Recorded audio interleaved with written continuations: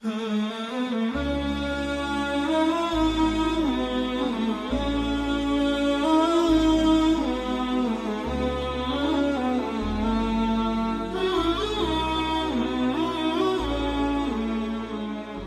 لله والصلاة والسلام على رسول الله محمد وعلى آله وصحبه ومن تبعه بإحسان إلى يوم الدين. اللهم علمنا ما ينفعنا وانفعنا بما علمتنا وزدنا علما وألحقنا بالصالحين. اللهم آتنا في الدنيا حسنة وفي الآخرة حسنة وقنا عذاب النار. لدرس رابردو باسي حديثي عزيز ومشهور ما انكرت وتمن ما مصطاي ناظم دفرمي عزيز مروي اثنين أو ثلاثة مشهور مروي فوق ما ثلاثة. ما بستي ما مستاي ناظم أويا دلي فرمودي عزيز أويا لهر طبقة دوكس جرابيو، طبقي الصحابة، طبقي تابعي، طبقي تابعي تابعين، هر كسيك دوكس جرابيتو ودوكسيش لو دوكسيان جرابيتو تاكو دقاتا منتهاي سندكين. بەڵام وتی مەرج نییە هەموو طبقەکان دوودووبی، دەکرێت طبقەیان سێبی، دەکرێت طبقەی سەحابە سێبی، دەکرێت طبقەی تابعی سێبی، دەکرێت طبقەی تابعی تابعی سێبی. مهم مەرج نییە کولیەن هەمویان دوودووبی، دەکرێت جارێکیان سێبی. دواتر فەرمووی مەشهور مەروی فەوق ما ثلاثة، فەرمووی مەشهوریش ئەوەیە لە سێی زیاتر بی، بەڵام نەگەیشت بیتە چی؟ نەگەیشت بیتە حەدی متەواتر. ئەمە لە بیداتیش باسمان کرد، وتمان یەک لە بەشکردنی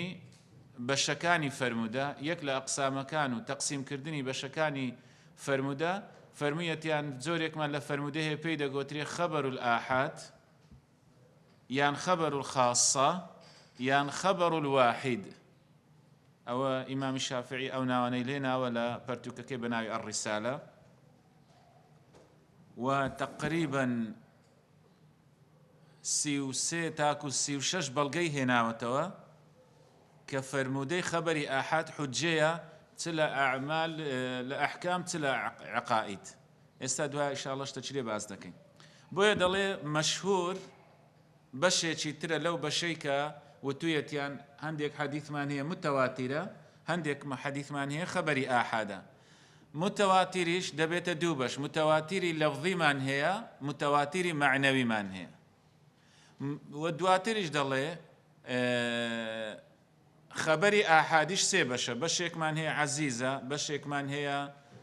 مەشهورە، بەشێکمان هەیە غەریبە. جا ئەو مامۆستای بەڕێزە لەم بەیتەیە باسی دوانی کردووە کە عەزیز و مەشهورە. باسی عەزیزی کردووە کە لە هەر طەبەقەیەک دوو بێ، دەکرێت زار-زاریەکەچیان سێ بێ، و دواتر دەفەرمێ مەشهوریش زۆرێکی تر لە بەشێکی تر لە بەشەکانی خەبەری ئاحاد حەدیثی مەشهورە، دەفەرمێ ئەویش ئەوەیە لە سێی زیاتر بێ، بەڵام نەگەیشت بێتە حەدی تەواتر. حەدی تەواتریش باسمان کرد، گوتمان عەدەدەکەی و ژمارەی کەسەکانی زانایان دەفەرمون دیار نییە. هەندێکیان دەفەرمون لە سەروی نۆی، هەندێکیان دەفەرمون هەتاکو چلی، هەندێکیان دەفەرمون 12، هەر بەش بەشیان کردووە. بەڵام ئەوەی کە متفقن زانایان دەفەرمێن عەدەدێک بێ یەستەحیل ئەن یەتەواتەئ عەلە الکەذیب، یعنی مستحیلە تەواتؤهم عەلە الکەذیب، مستحیلە ئەوان هەمویان کۆبنەوە ئەو مەجموعەیە، جا 7 بێ، 9 بێ، 10 بێ، 12 بێ، لەسەر چی؟ لەسەر بوختانکردن و ناڕاستی بە زاری ڕەسوول الله عليه الصلاة والسلام. بۆیە ئەمە پێی دەگوترێ متەواتیر. کەواتە ئەگەر کەمتر بێ لە چاری، کەمتر بێ لە پێنجی، کەمتر بێ لە شەشی، ئەوە پێی دەگوترێ حەدیثی مەشهور. چونکە تقریبا تا ڕادەیەکی لە 7 بەسەرەوە زیاتریان کردووە، لە 6 بە خوارەوە، یعنی لە 7 بە خوارەوە تقریبا بە متەواتریان دانە نایە. بۆیە دەتوانین بڵێن لە 6 لە 7 بەسەرەوە متەواترە، لە خوارەوە لەو بینەی دەبیتە چ مەشهور، واتە لە سێی زیاترە ناگاتە حەدی متەواتریش. دوای باسمان کرد، گوتمان حەدیثی مەشهور زۆرێکمان هەیە مەشهورە لە بینی زانایان، زۆر پەرش و بڵاوە، زۆرێکمان هەیە مەشهورە لە نێوان زمان ناسان لغەتی عەرەبی و ئەمانە جۆرێکمان هەیە لەلایەن ئوسولیەکان جۆرێکمان هەیە لەلایەن محەدیثەکان ناچینە وردەکاریانە بەڵام ئەوەی کە گرینگە دوو جۆر مەشهورمان هەیە مەشهورێکمان هەیە عند العولەما مەشهورێکیشمان هەیە عند العامە مەشهورێکمان هەیە واتە لەلایەن زانایان کە گوتت مەشهور مەبەستیان ئەو تعریفەیە ئەمە باسی دەکەین بەس ئەگە گوتمان مەشهور لەلایەن عامی خەڵکی ئەوە یعنی حەدیثێک بڵاو بوویتەوە جا صحیح بی یاخود صحیح نەبی ئەو جیاوازەیە بکەن کە زانایان باسییان کردو ئێستا دەین مامۆستای ناظیم باسی نەکردووە کە یەکێکی تر یاخود برین کۆتا بەشی فەرموودەی خەبەری ئاحاد غەریبە واتە یەک کەس جێڕاویەتەوە لە هەر طەبەقەی یەک کەس جێڕاویەتەوە ئەم فەرموودەیە پێی دەگوترێ فەرموودەی ئاحاد لە بەشی ئاحادیش پێی دەگوترێ غەریب دەڵێ ئەوە چییە ما رواه راو واحد فقط متفردا به لم يتابعه عليه أحد دەفەرمێ حەدیثی غەریب ئەوەیە یەک کەس جێڕابیەوە بەتەنیا و صحیحیش بێ کەسێکی تر وەکووی بە صحیحی نەیجێڕابێتەوە لە هەر طەبەقەیە زانایان ئەم حەدیثە بە میثال وێنە دێنەوە إنما الأعمال بالنيات وإنما لكل امرئ ما نوى ئەم فەرموودەی ڕەسوڵ الله عليه الصلاة والسلام یەکێکە لە فەرموودە جامع و مانعەکان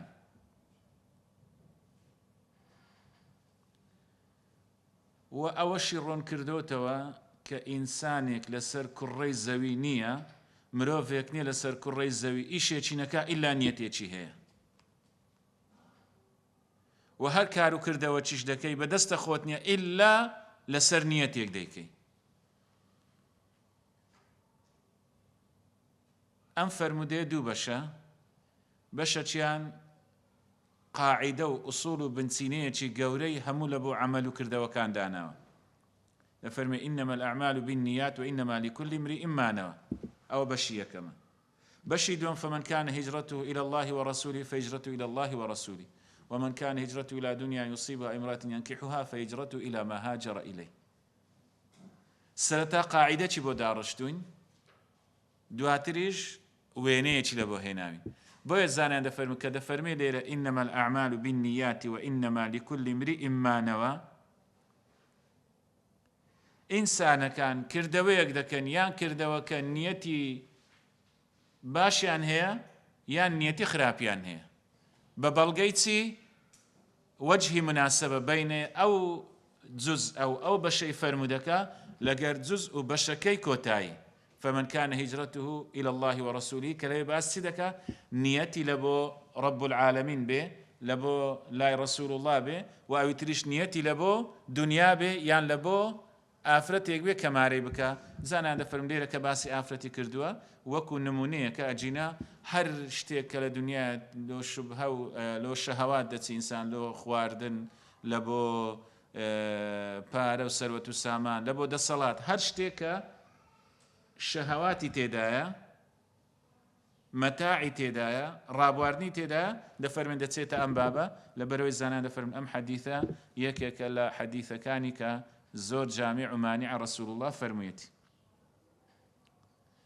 بۆیە لە دنیادا نییە بڵێ کەسێک ئیشێکی کردووە ئیشەکەی بەبێ نیەتە هەر لەسەر ئەم بنەمایش زانیان دەفەرمن النیە محلها القلب دەفەرمن نیەت شوێنەکەی چییە دڵە بەڵام هەندێک زانە دەفەرمن بۆ نمونە جیاوازی چییە کە هەندێک زانە دەفەرمون نیەت تەلەفوزی پێ ناکرێ لە نوێژ و لە هەرچی تەنها لە چ نەبێ بەڵێ شەهادەت یعنی زۆرینەی تەقریبەن زانیان لەسەر ئەوەن کە نیەت تەلەفوزی پێ ناکرێ چکە شوێنەکەی دڵە یەک عیبادەت نەبی بە قسەوە دەرێ لۆ حەجێ لبيك حجا ياخذ لبيك حجا وعمرة ياخذ لبيك عمرة تقريبا تنها أو من هي أو معلومات من هبه كزانيان دفرمون بتلفظ ديري أجينا أواني دي زانيان زور بي دفرمون شوينكي دلا لەبەرچی ئینەمە الأعمال بالنیات وإنما لكل امرئ ما نوى بەڵام دەڵێن جیاوازی چییە کە وەستای بۆ نوێژ یان بۆ هەر عیبادەتێک لە بری تەلەفوزەکە نیو دەقا کەمتر ئاوا بوەستە نیەتی خۆت عەزم و جەزم کە دووبارەکەوە مەرج نییە بە تەلەفوزبی بەڵام لە نیەتی خۆت کە ئەو نوێژەی دووبارە دەکەین. ئەم حەدیثە والله ئەعلەم 20 طەریقەی هەیە لە 20 ڕێگای هاتووە. ڕێگایەکانی دی لاوازە یان ئیضطرابی تێدایە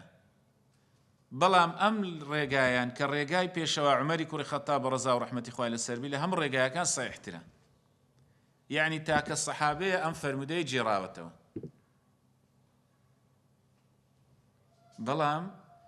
لە ڕیوایەت داهاتوو دەفەرمێ ڕەسوول الله عەلەیهی سەڵات وەسەلام لە خوتبە باسی کرد یعنی بە ئامادەبوونی هەموو هاوڵانی بەڕێز. ئەوەی مەبەستمانە لێرە سیر دەکەین تەنها پێشەوە عومەر جێراوێتەوە چێش لە پێشەوە عومەری جێراوەتەوە عەلقەمە لە عەلقەمەش چێ جێراوێتەوە محەممەدی کوڕی ئیبراهیم لە محەممەدی کوڕی ئیبراهیمیش یەحیای کوڕی سەعید لە یەحیای کوڕی سەعیدیش وەما فەوق بوخاری و ترمذی و نەسائی و ئەوانە جێراوێتیانەوە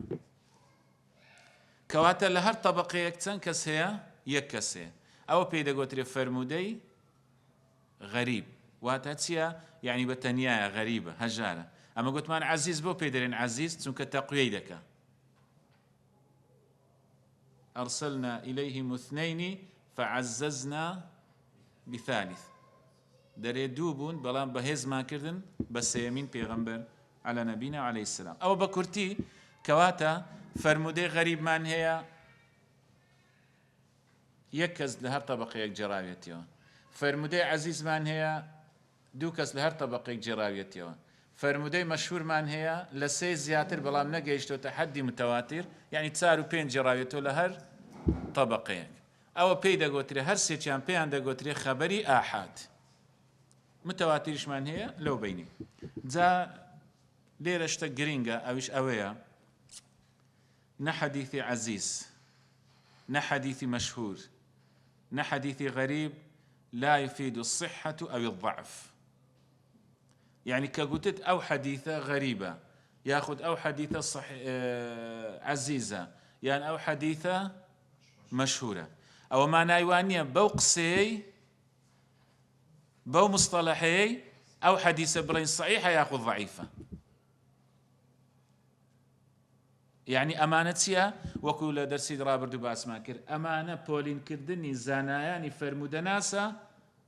بو اصطلاحي فرمودا يعني بو زاراوي فرمودا بو ناسيني بشكاني فرمودا دلتيا ولكن هي أنواع تدرس من باب معرفة عدد الطرق والمتابعات ولتمييز الحديث الغريب دلي بس بوتسيا أتو الرقاكاني فرمودا ومتابعاتكاني لبو فرمودا هي بزاني ولا علمي تشا دراسة دەکرێ و خوێندنەوەی بۆ دەکرێ بۆ ئەوەی زانان وتوێتیان دەتوانین ئەم بەشە ناوی لێ بنین غەریب ئەم حەدیثە ناوی لێ بنین عەزیز. ئەدی ئەو تەقسیمەی باسمان کرد گوتمان حەدیث لە بۆ خەبەری ئاحاد و لە بۆ متەواتر دەڵێ ئەمەش هەر بۆ چییە لتەسهیلی دیراسەتی هذه الأنواع بۆ ئاسانکاریە بۆ ئەوەیە تو ئەم جۆرانە بزاني ولا ينبني عليه شيء من التأصيل والاستنباط كواتا مناتو يعني برين كاكا مادام حديثي شي غريبة لبواري عقيدة إشي بيناك نازانان إشي بيكرديا أمن ولله الحمد ما استيركم لسر أويبو حجية خبر الآحاد في مسائل الاعتقاد أم حديثا باسي تصدكا باسی نیەت دەکاوانە نیەت مەرجە لە هەموو شتێکیان نا بگرە مەرجی ئەساسی شەوانە لە دوایە کە دەرێ فەمەن کانە هیجرەته إلى الله ورسوله باسی چ دەکا باسی ئیخلاص و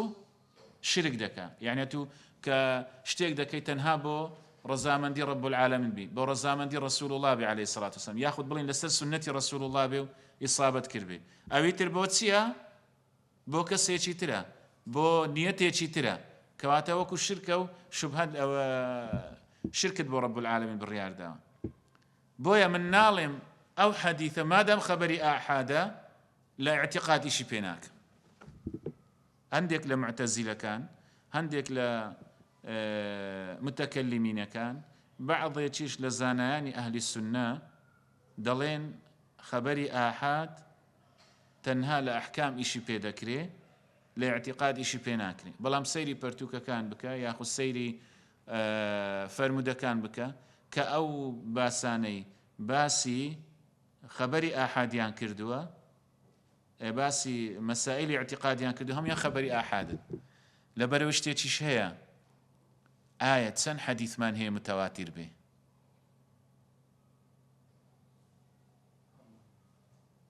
جان چەند حەدیثمان هەیە متەواتیر بێ عەدەدی ئاحادی متەواتیر بەو عەدەدەی دەرێن لە هەفتی زیاتر بێتە دەگاتە 20 و 30 و 15 ئەوانە هەندێک زانە دەفەرمن 14 حەدیثمان هەیە متەواتیر 14مان هەیە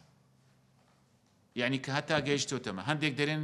دەگاتە 500 هەندێک ژمارەی کەمتر زیاتر دەڵێن ئەجینا فەرمودەکانی تر هەمووی خەبەری ئاحادە یعنی ئەمەگە بڵێین خەبەری ئاحاد لە بیر و باوەڕ ئیشی پێ ناکەین کەواتە ئیشکالێکی زۆرمان لۆ دروست دەبی دوایە هەموو فیڕەقەکان ئیشیان پێکردیا بەڵام هەندێک مەرجیان داناوە ئەو مەرجەش وەکو زانانی فەرمودەناس بووە ڕەزا و ڕەحمەتی خوا لەسەر بێ ئەوەی کە زۆر زۆر باسی دەکرێ ئیمامی ڕازی و ئەمانە ئیشیان پێ نەکرێ بەڵام ئەوان دەڵێن لا يوجب العلم ولكن يوجب العمل دەڵێن شتێکی علمیە بڵێن کاکە خەبەری ئاحاد وەکو خەبەری متەواتر نییە لە هێز و قووەت بەڵام لە کاتی کارکردن ئیشی پێ دەکرێ بۆ نمونە لە باسی عەذابی قەبر ئەمە باسی عەذابی قەبر لە قورئاندا هاتووە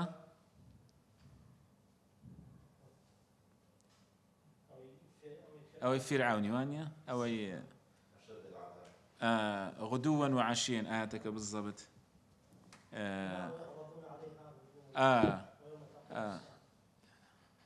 لوين در زانان دفرمون ضمنيا مفهوما اگر منطوقا نبي باسي حياتي برزخ كراوة او يتدري وحصل ما في الصدور بيشي في قبور تدلي امانه هم باس كراوة بلا مكو فرمودا هموي خبري احد باسي ژیانی بەرزەخی کردووە بەڵام زیاتر لە چل سەحابە جێڕاوێتیان والله ئەعلەم هەمووی کۆکەیەوە هێز ناداتە باسەکەی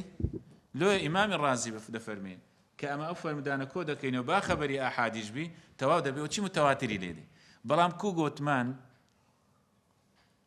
دەڵێن ئەوە فەرمودەی حەسەنە ئەوە فەرمودەی ضەعیفە ئەوە فەرمودەی مرسەلە ئەوە فەرمودەی منقەطیعە ئەوە فەرمودەی مەقتوعە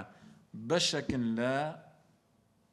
پۆلینکردنەکان و بەشکردنەکانی زانستی فەرمودە لەلایەن زانایان بۆ ئەوەی بزانێ ئەم باسە چۆن نییە و لێکیان جیاکەیەوە ئیمامی ڕازی و ئەمانش دەفەرمون ئەوەش ئاوایە ئێمە دەڵێن بالفعل عەقلی شتێکی عەقلیە یعنی ئێستا خەبەرێک لەم بۆم بێ لە دە کەس لە بۆم بێ بەهێزتریان لە دوو کەسی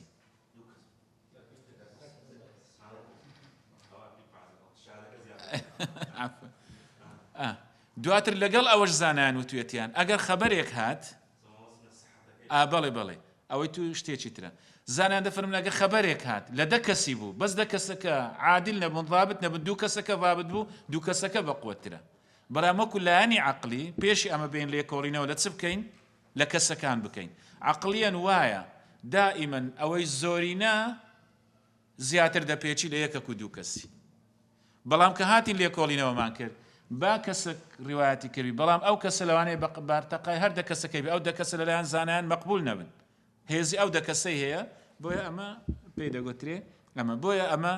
بەڕاستی ئەوکو دەڵێ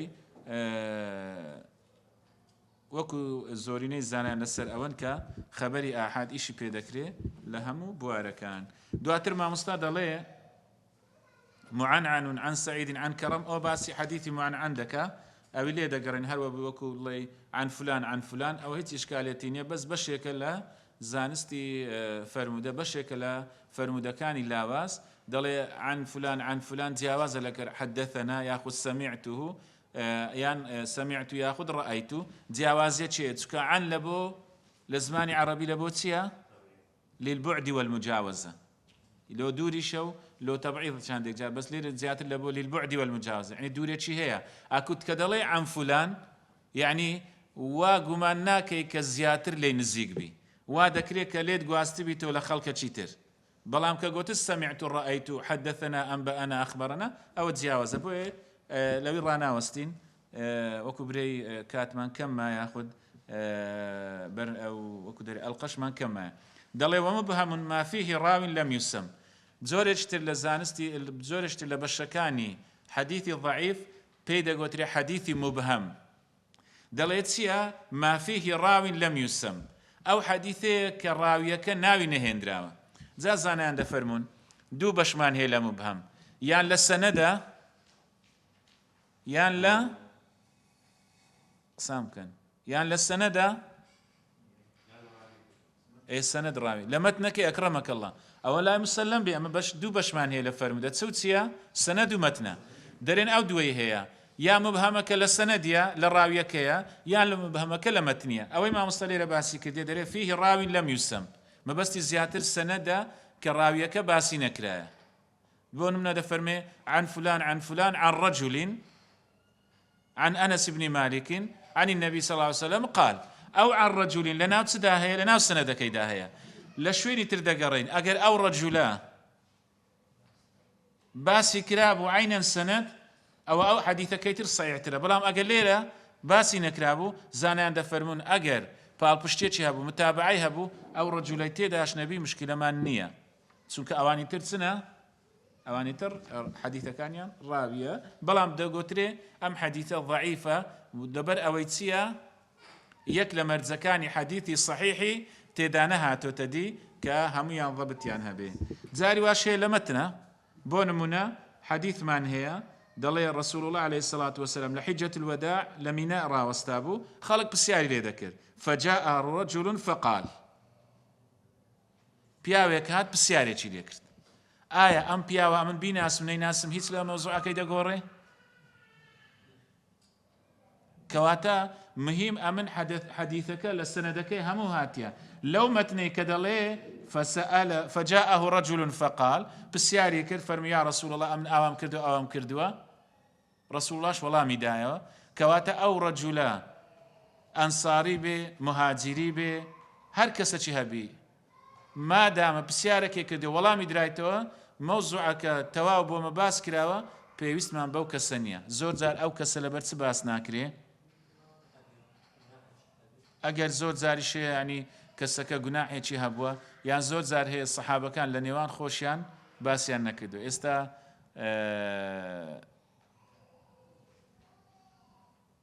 هەندێک بەسەر هاتمان هەیە لە نێوان سەحابەش ڕزا و ڕەحمەتی خۆیان لەسەربی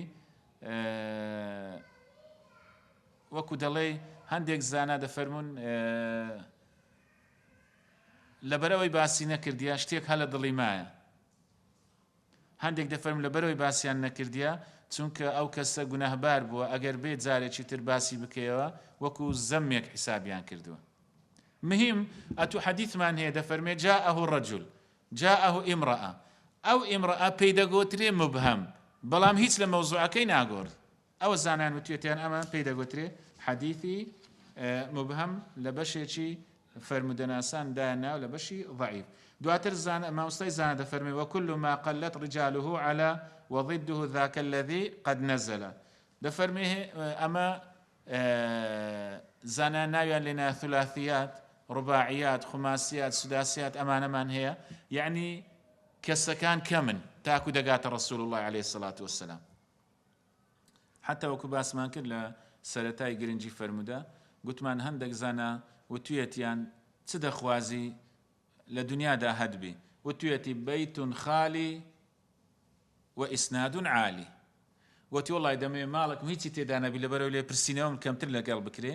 وعزيشم لإسنادكم برزم هبي يعني إسنادكم كم ترين كسي تدابي تاكو دقات رسول الله عليه الصلاة والسلام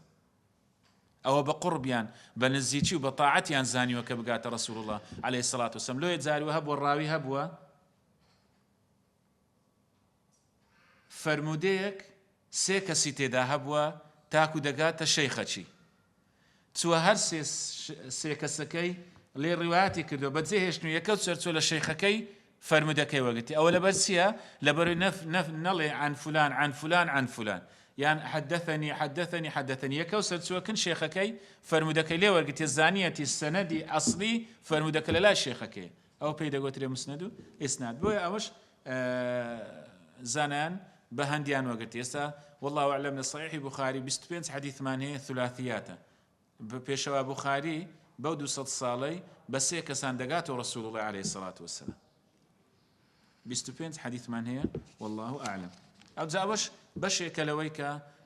زانایان دەفەرمون زۆرێکە لە زانستی فەرموودە زانایان باسییان کردووە ئەوە لە چێن دەربە دەردەکەوی لە صحیحی بوخاری لەگەڵ صحیحی مسلیم لە صحیحین لەگەڵ چی لەگەڵ سونەن لە سونەن لەگەڵ مەسانید لەگەڵ مەعاجم یعنی دەبینی لە شوێنەکی وەکو باسم کرد سەنەدەکەی نازلة يعني بين شش كسا بلام بون من إمام مسلم سند تشينا وبين شش كسا بلام بيشوا بخاري هاتوا أو سيتا كسيلا داو كديت يسيك السواركس حديث من هي بلام وكدل دريج دبيتبوي لصحيح بخاري ده هاتوا لصحيح مسلم ده هاتوا بيشوا بخاري دوي لا داوا حديثك بويتا حديث يشي عالي دواتر ما مستايب رئيس دفرمي وما أضفته إلى الأصحاب من قول وفعل فهو موقوف ركن أوش من باسكر زكين باس ما كر قتمان دلي هر قصيك هر فعليك بولا الصحابة بيت بيدا قتريتسه حديثة موقوف يعني أم حديثة موقوفة لسر صحابي رضا ورحمة إخواي لسر به ليه لما بس تشي زياتريش لو أنا موقوف لسر تابعينيش هر حديثك موقوف لسر صحابيك ذات قول به تفعل الصحابي به أو حجة لا زانايا بلام حديثك موقوف لسر تابعين هنديك زانان دفرون أجا كبار التابعين به أو مرفوعة يعني حكم مرفوع اللي بودك أو الصحابي ديوة بلام دقر أجا صغار التابعين به دفر من أو الرادة وستين بزانين آية سندي هي لشوين يشترياننا بلام مهم حديث موقوف أويا كالصحابي يقبله من السنة كذا أو كنا نفعل في عهد رسول الله عليه الصلاة والسلام كذا يا نلي عهد رسول الله عليه الصلاة والسلام بس عهد كينك بس بري كنا نفعل كذا قال رسول الله عليه الصلاة والسلام كذا فعل رسول الله عليه الصلاة والسلام كذا ما دام وايوت نقرني توش بولا زمن رسول الله عليه الصلاة والسلام زانا دفرم أو هر دبيتا تسي دبيتا حديثة موقوف بلام لا حكم مرفوع يعني أم حديث إيشي بيدك لبرسي لبروي أما قصر سر عدالة الصحابة دكين قصر سر ضبط وكد الله إتقان تقوى ورع الصحابة دكين نخير حاشا لله وحاشا لمقام الصحابة رضي الله تعالى عنهم ما بس أوي زياتر والله أعلم لا كن موقوف أما لكن مقطوع أوانه باسك ما كردوا ناقرين السري دواتر ما مستوي برز فرمي ومرسل منه الصحابي سقط أو إشكاليتي هي الزانان دفرمون دلي ما مستوي ناظم رحمة إخوالي بدلي حديث مرسل أوي كصحابيك لسندكي نمابي يا أخي الساقط كرب يعني تيدانا بعدم بي بلام زانان دفرون براستي أو واد زوان ترى تكاك الصحابة تيدانا بي يعني تي هي تي علتك تواو يعني تواو ماتو كالصحابية كلادا يعني تواو منقطعة كواتا منقطعة أو هي الزينامني بلام زانان دفرون واد زوان تربو ما مستاي بريز يعني بزانا فكرة تري هبو أما ليتي ناقين زيادة دفر ومرسل منه التابعي سقط ئاوا جوانترە بڵێن مرسەل ئەوەیە کە تابعیەک لە سەنەدەکەی دانەبێ، جا لە بیدایەتی بێ، لە کۆتاییەکەی بێ، لە ناوەڕاست بێ، یەک بێ، دوو بێ، ئەوە مشکلەمان نییە. مهم مادام سەحابەیەک نا تابعیەک مرسەلاتی سعیدی کوڕی مسەیەب ڕەگەر مرسەلاتی ئیمامی حەسەنی بەسری دەفەرمون ئی سعیدی کوڕی مسەیەب کە هەردووچیان کیباری تابعینن وەردەگیرێ، بەڵام ئی سعیدی کوڕی حەسەنی بەسری وەرناگیرێ لەبەرچی؟ لەبەر زوهد و تەقوایەکەی، یعنی ئەو زیاتر لەلایەنی زوهدی وەکو دەرەی هەوڵی داوە، هەتا ئەقوالی زۆر زۆر ماشەڵڵا بەقووەت و بەهێزیشی هەیە، بەڵام سعیدی مسەیەب یەکێک بوو لە فەقیهەکان لە زانایەکان، بۆیە مرسەلاتی ئەو قبول دەکەین. ئەو با بڵێ قال رسول الله عليه الصلاة والسلام، کیباری سەحابەی دیتووە، سەحابەکانی دیتووە، کیباری تابعینە، زانیان دەفەرمون مەقبولە، بەڵامی حەسەنی بەسری ضعیفە ڕەزا و ڕەحمەتی خوای لەسەر بێت. کەواتە ئەمە دەڵێن ومرسل منه التابعي سقط، تابعیەکی تێدا نییە. ئەوەش بە کورتی. دواتر باسی غەریبمان کرد، وەقل غەریب ما ڕەوا راوین فقط، ئەوەشمان باس کرد. ئێستا دەینە حەدیثی المنقطع، دەڵێت چێ؟ كل ما لم يتصل بحال إسناده منقطع الأوصال. دەڵێ هەر حەدیثێک پچڕانێکی تێدا بێ بە هەر شێوازێک لە شێوازەکان، ئەوە پێی دەگوترێ منقطع. ئەمە لە دەرسانی ڕابردوو باسی حەدیثی چشمان کرد؟ مەقتوعمان کرد. ئێستا پێناسەکەی بکەین، بزانم ئێوە بڕێک دقیق بن، ورد بن لەگەڵم، بزانم لێک جیاواز دەکەنەوە. دەڵێ پێناسەی حەدیثی منقطع چییە؟ كل ما لم يتصل بحال، أي كل حديث لم يتصل بحال من الأحوال إسناده سواء سقط منه راو واحد أو أكثر، أو كان الساقط صحابيا أو غيره، أو كان في أوله أو آخره، فهو حديث الحديث المنقطع. دەڵێ هەر حەدیثێک سەنەدەکەی پچڕانی تێدا هەبێ، جا یەک ڕاوی بێ یان زیاتر بێ، ئەو پچڕانەش سەحابەیەک بێ باس نەکرابێ، یاخود تابعیەک بێ، لە ئاخیری بێ یان لە ئەوەلەکەی بێ، ئەوە پێی دەگوترێ حەدیثی منقطع. ئەدی حەدیثی مەقتوع گوتمان پس ئەوەکەی چێ پێناسەکەی؟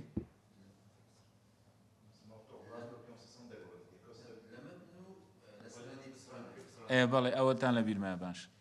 گوتمان مەقتوع واتە لەسەر سەحابەیەک یان لەسەر تابعیەک دەوەستێ، نییە؟ مەقتوعی سەحابەشمان هەیە، مەقتوعی تابعیشمان هەیە. کەواتە فەرقەکەی چییە؟ مەقتوع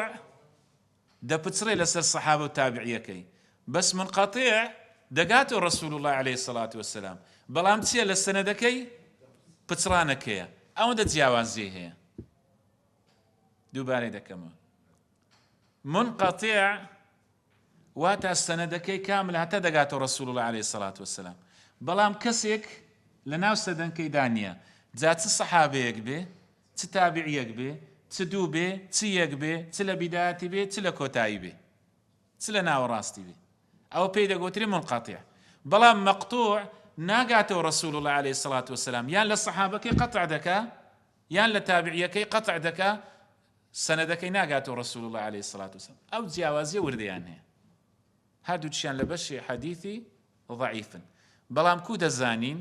ئەو حەدیثە منقطعە بە بەراوردکردن و مقارنەکردن لەگەر حەدیثێکی ترکە لە شوێنێکی تر هاتووە، هەنجی دەدۆزینەوە چێ لێرە باس نەکراوە، یاخود چێ لێرە ئینقیتاعی کردووە لە سەنەدەکەی، ئەوە دەدۆزینەوە. بەڵام وەکو باسم کرد، ئەوەمان زۆر دووبارە کردو بەس بۆ ئەوەی لاتان ثابت بی و جێگیر بی، نەبراوە بی، کە دەڵێن ئەوە زانان وتوێتیان ئەوە منقطع ئەوە مەقتوعە، ئەوە بەس بۆ ئیستیلاحە بۆی بیزانین. ئەگەنا زۆر حەدیثمان هەیە منقطعە، بەڵام مەتنەکەی ئیشی پێ دەکرێت، لەبەرەوەی لە شوێنی تر هەمانە ئەو منقطعی نەهێشتووە، یاخود زۆر زۆر حەدیثەکە صحیحە. دەڵێ ئاگاداریەک، الحديث المنقطع من صفات الإسناد، دائما منقطع لتدايا للسند كيدا يعني لمتن كيدانية. بخلاف المقطوع فإنه من صفات المتن، مقطوع زيادة لصفات متنية. دواتر باسي معضلي دكا أوش هر باس ما كلا أنا دوام مدلس أو يبدزي بيلن ورنسر وما يخالف ثقة به الملا فالشاذ. بشيتشي تر الحديث الضعيف بيدا قوتري حديثي شاذ بو هاتي نسر أم بشا أما قتمان مرزكاني حديثي صحيح تبو بينز مرزبونيا اتصال السند، عدالة الرواة، ضبط الرواة، عدم العلة، عدم الشذوذ. قلت ما زانان استشتت الشام بو زياد كردي الاعتضاد. هنديك حديث من هي حسنة بلام لبروي زور فرمودي تر هاتوا للراوي تر زور زي سيقيا بال بشتي دكا ام فرمود لحسن ديكات الصحيح.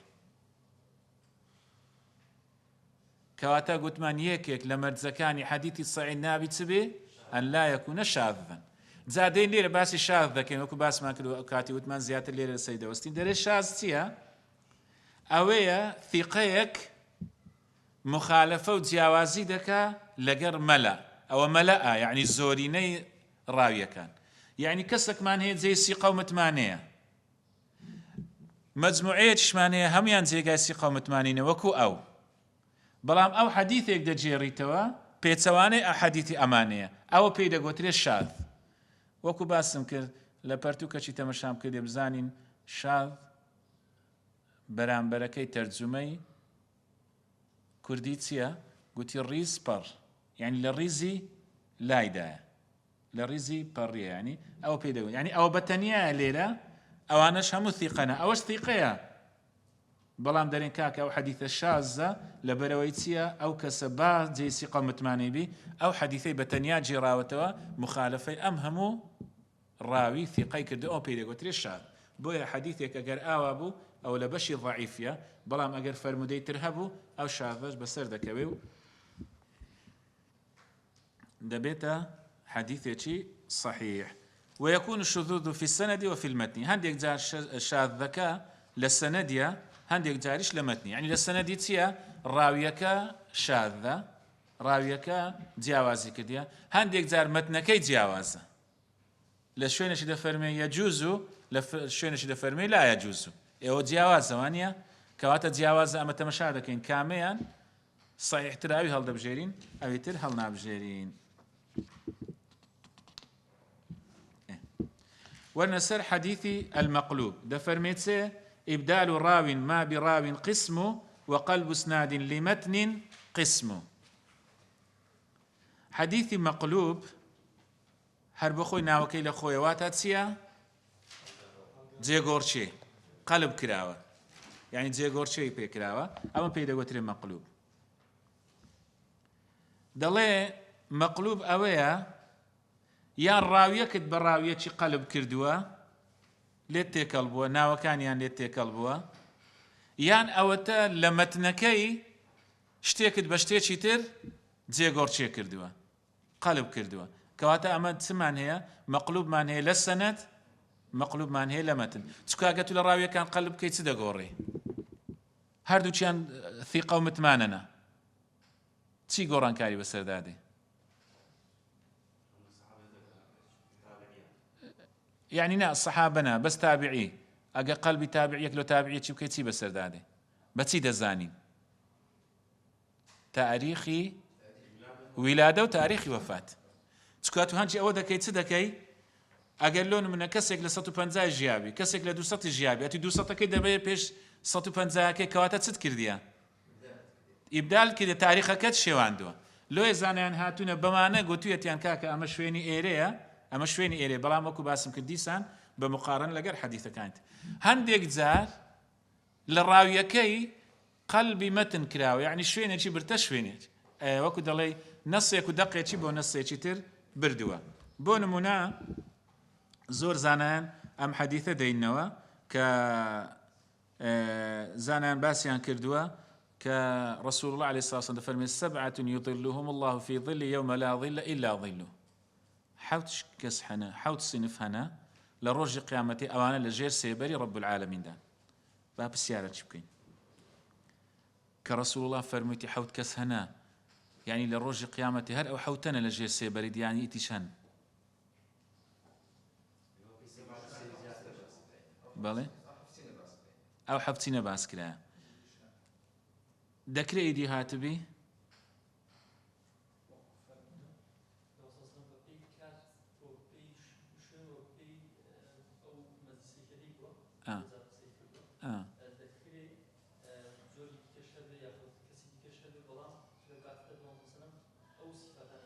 أكرمك الله يعني أما بس ما أويا تقريبا زوزو نذكر يعني بون من أما دلين كرسول الله فرمي 7 يظلهم الله مرزني هذا وحفتي بلام أو حفت صفتيان تدابي دكري لحديث ترباسي شتيتي شركر بي دكري لقرآن باس كلابي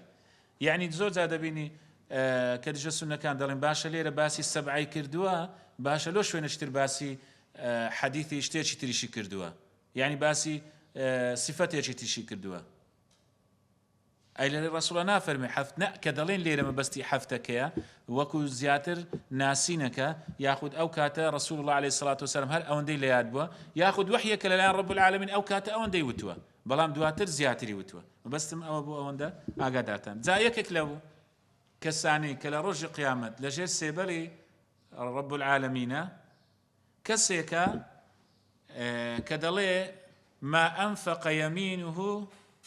لا تعلم شماله وما أنفق شماله لا تعلم يمينه أجر أمد زي قرشيم كرد قلتم شماله لجيات يميني يمينش لجي شمالي هيز قران كاري بس هذا أم دستم هردوك دستونيا بدستي راسته ده بخشم دستي تسبي آقايلينيا بدستي دبا ده بسم دستي راسته آقايلينيا أدي أقبري بدستي تسبي ده بسم ده بخشم دستي راسته آقايلينيا هیچ جیاوازی دەکا بەڕاستی دەستێ کەمیان بچەپەی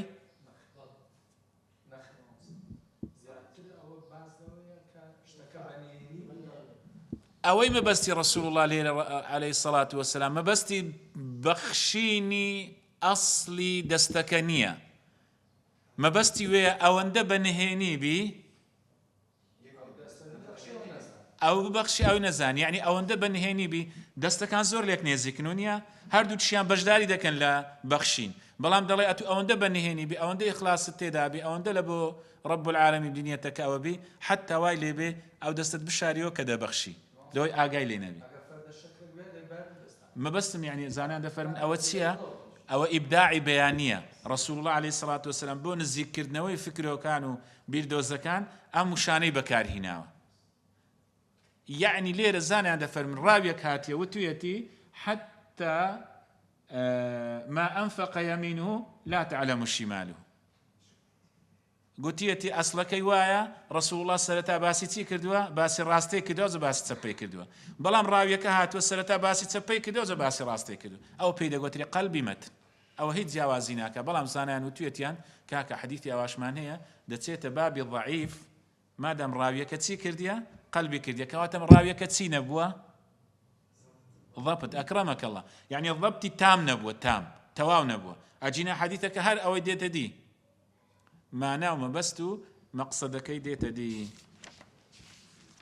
والفرد أو لي قرين ورنسر وما بعلة غموض أو خفاء معلل عندهم قد عرفا دلي هر حديثك علتي شي هبه ديار نبي بالزربة يا زور بالزربة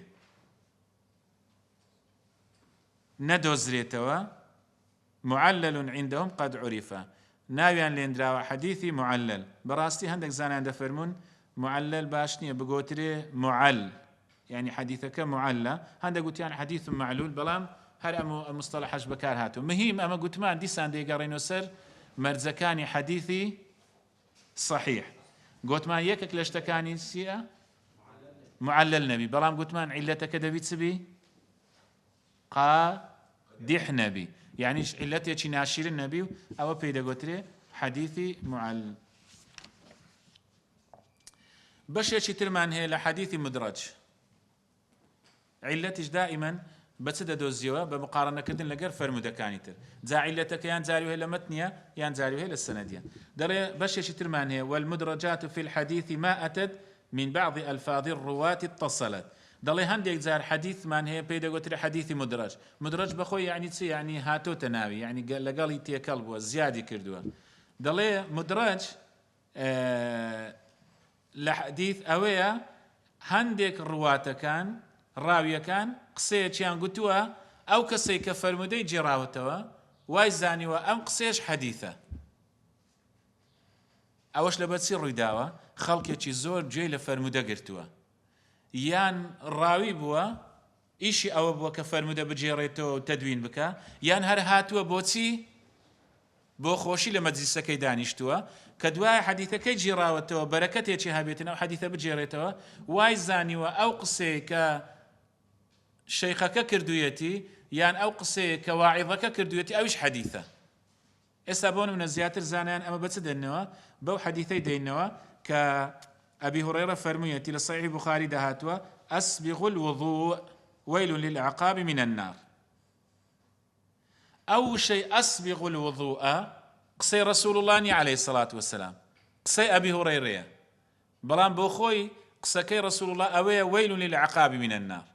بلام أبي هريرة كحديثك الشرع كردوا عن قصد بي عن ما بس نبي غير قصد بي وتويتي إيه وكاك أقادار بن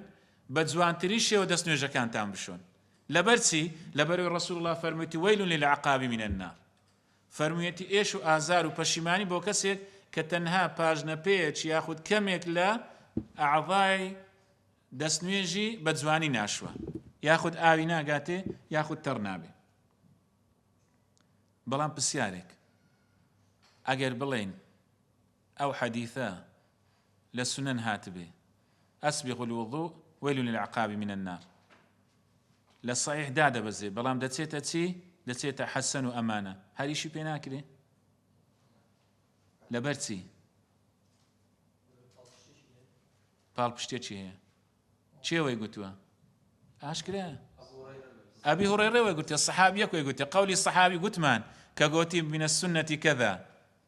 أو فعل رسول الله صلى الله عليه وسلم كذا أو هرقوتي اشتيتي أو دبيت تسي أجر بال بشتيتي هبي متابعيتي هبي أصليتي هبي أما قولي الصحابي رضا ورحمة إخوان للسربي بس مرز دبيت تسي دبيت بلغة أن لا يخالف نصا نابي المخالفة نصي تشبكا ياخذ دبي مخالفي صحابية تري نكرد به ومخالفي فرموديك يا خوشتي تريشي نكرد به أصلك لأصولك عن الشرعي كزانان باسيان كردو كواتا أمسي مرزيتي دابي كواتا حديثك الصحيحة يعني يستعمل برين دتوان بين أسبغ الوضوء لو أنا بيشوا أبي هريرة بتايبتي كأبي هريرة فرموتي الزور فرمودم نجي راوتوا ولو حدثت به لقطع هذا البلعوم قلت يا جباسم كربايا صرت عند براندم بتايبتي زاني عند فرما بستي بي أو حديثانا وكباسي تي كردوا باسي سلطان وسلطة ودا صلاة وأماني كردوا أما قبلين كاك قولي الصحابية أسبغ الوضوء ناكري قولي رسول الله بلي آية آقاتا لدست نجيبي كواتا أقر بلين أو حديثا مدرجج به هر إشي بيدكري بانا بيت الصحيح بلام ديسان زانان وتويتين كاكا أولا فرموديتر بمارون بيتوا أو قصي الصحابية بلام لقى قصي رسول الله جوازي دكينو دلين أو حديثي مدرجة حديثي متروك وانش منكريشم أوكر بس ديالا سبحان الله كات خلاص بو متواني قد تسجيل ما كرب وما روا كردنا أجينا إن شاء الله لدرفتي يشتري إن شاء الله سبحانك الله وبحمدك أشهد أن لا إله إلا أنت أستغفرك وأتوب إليك